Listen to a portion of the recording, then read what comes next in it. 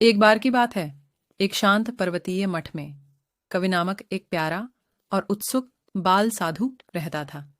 गुलाबी गालों और मुंडे सिर के साथ कवि की आंखों में अपने वर्षों से अधिक मासूमियत और ज्ञान चमक रहा था। एक धूप वाली सुबह जब मठ में अनुभवी भिक्षुकों की प्रार्थनाओं की गूंज सुनाई दी, कवि अपने केसरी वेशभूषा में बगीचे में सतर्कता से चले गए। उनके छोटे हाथों ने सजीव फूलों की सतर्क देखभाल की और उनकी हंसी शांत परिवेश में गूंजती थी।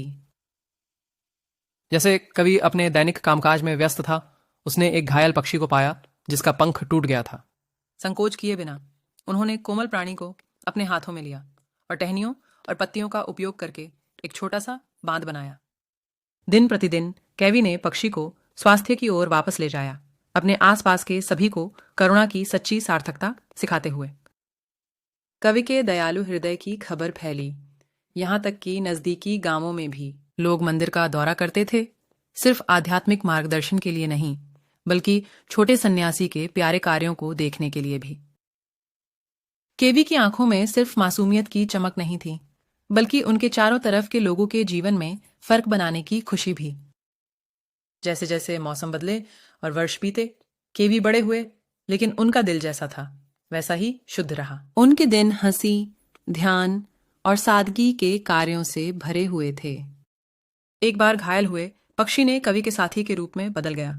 जब वह मठ में घूमता था तो पक्षी कवि के कंधे पर बैठ गया। एक दिन एक बुजुर्ग और बुद्धिमान सन्यासी ने कवि के पास आकर उस छोटे सन्यासी में असाधारण आत्मा की पहचान की।